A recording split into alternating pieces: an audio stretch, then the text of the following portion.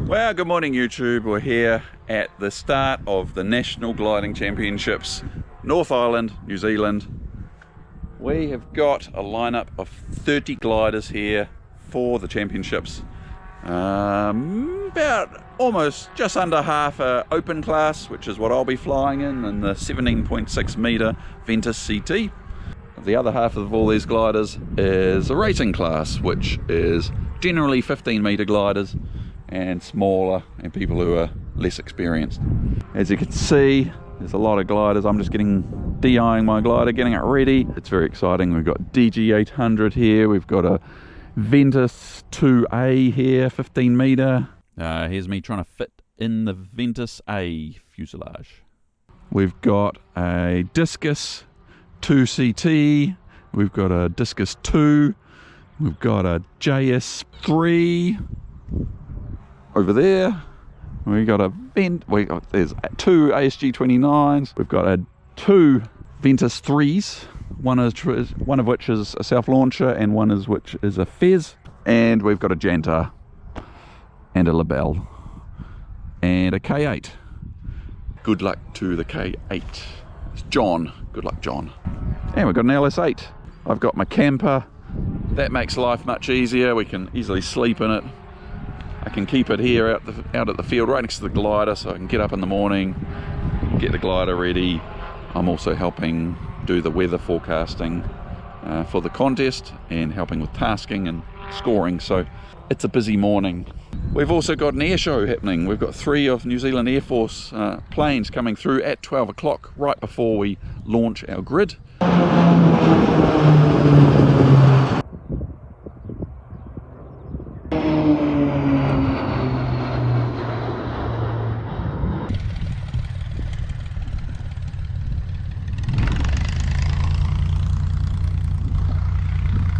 Okay, we're underway, about to get in the glider, get ready to go.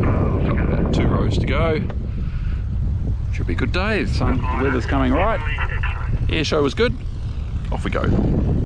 It's a belly hook, and it doesn't go in very far. Feels good, thank you. Woo, that's lovely. So this was really soft heading up to the first turn point.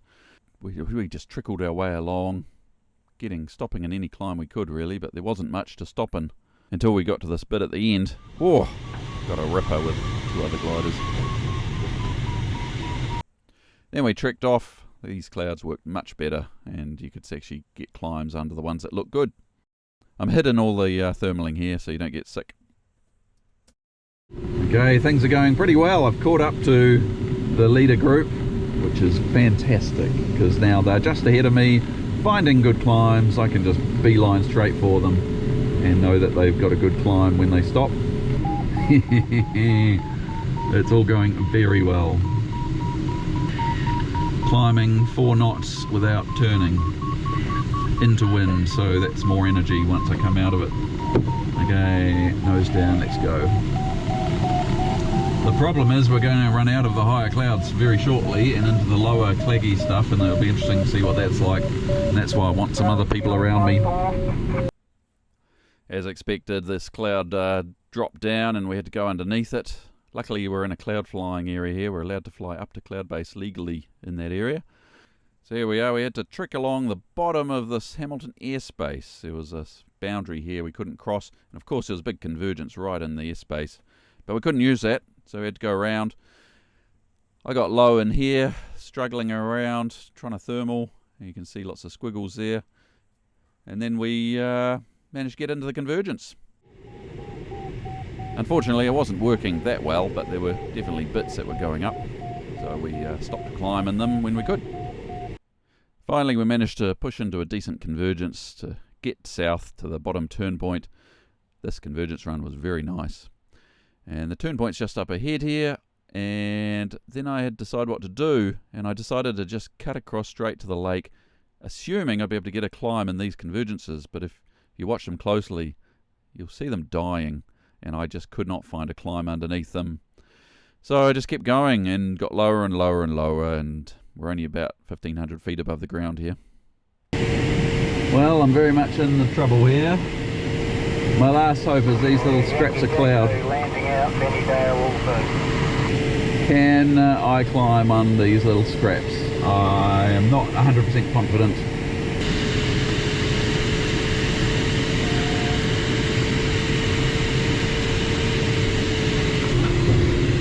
Right, I am doing a dive, flap 0, ignition on, got a nice paddock fix.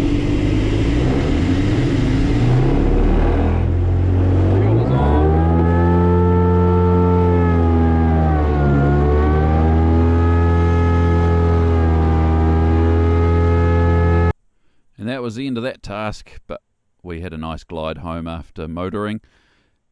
And look at the sky, just one climb to get into it I missed. Well, here we are, this is the whole flight, and right here is where I started my engine. Just not high enough to get into this climb here. That was the next climb that was there, just not high enough. Had to use my motor to get there. We still came third, which is not too bad considering I effectively landed out with my engine, and the winner only got 400 points as the day was devalued because it was so difficult. Here we are, day 2 of flying, at least, at the National Gliding Championships. Today, it's a very blue day. You can see over in the distance, little clouds. There's Bob, our contest director, laughing at me, talking to myself. And it's looking good. Well, it's not looking good, it's looking cloudless. But we've been waiting around, there's a strong lake breeze coming in. The goal is to get over on the Convergence, way in the distance over there at the end of the day. So that's the goal, we'll see if we can do it.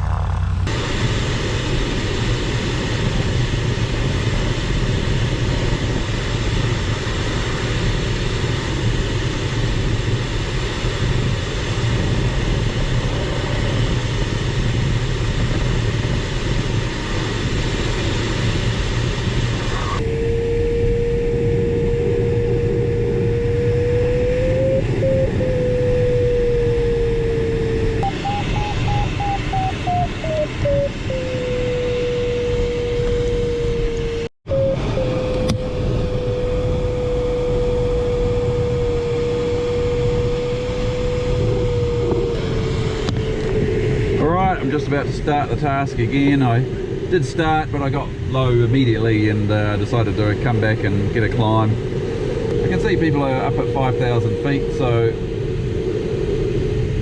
once we get into the hills it should be alright, but I got to get going. There's high cloud coming over. It's going to be a long task. We've got 2.5 hours, so woo, tough day. We're in the hills here. Managed to find a little climb, thank goodness. I really want to get back up to about 5 if I can. This is a 2-knot climb. I'm not being too picky.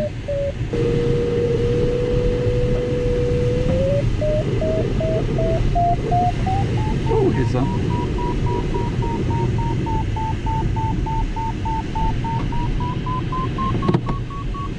Oh yes.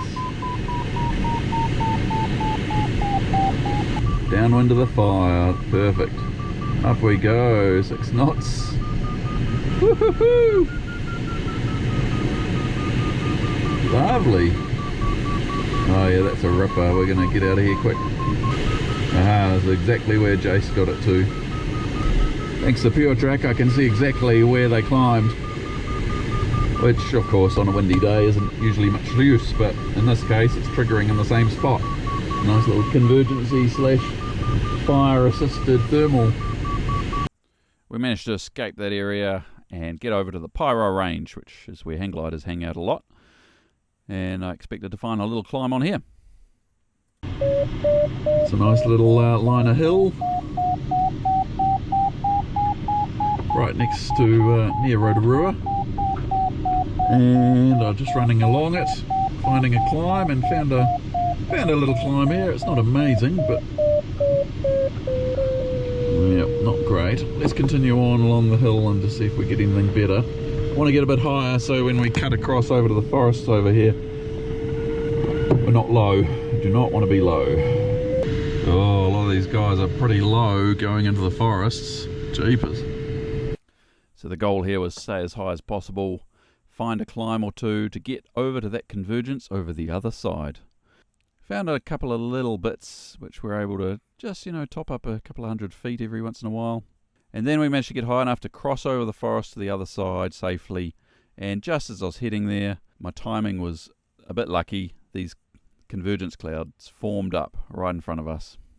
I've come across the forest. I just need to get one climb and then I can punch over into the convergence.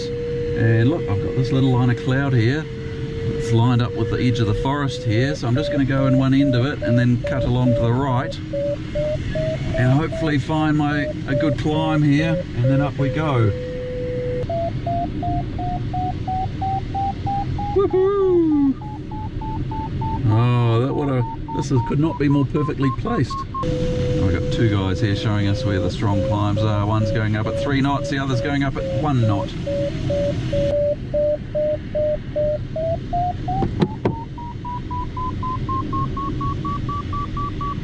Woo! Come and join you, David. Alright, gonna climb here. Woo! Then have a ripper run south. So here's a view of the convergence. As you can see, there's a slight step in it out to the right, slightly higher. As we come along here, just skimming along, trying to find the strongest bits of lift. And then as we head south, we came across this gap. This is wind pushing through, and then you'll notice the step actually changes to the left-hand side.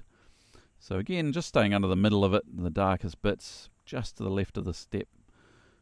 And then it started spreading out, and we started having convergence from the right again.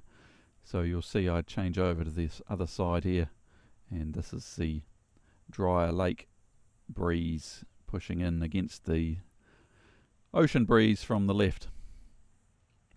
And then it spread out quite a lot, and it was quite tricky to figure out where to go. This was all going swimmingly, and I wasn't losing any height going along here.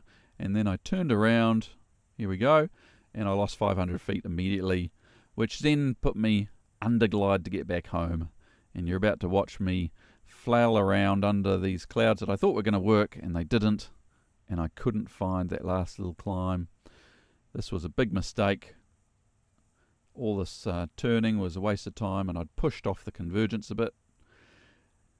This looked like it was going to work, got here and nothing. So I quickly scampered back. I decided the only thing to do to get high enough to get home was to go back onto the proper convergence. And you can see I'm about to do that. After all these turns, not doing much. And I was like, nope, just got to go straight back to the convergence. This is going backwards, away from the task. Found a good climb here and climbed up until I was high enough to get final glide.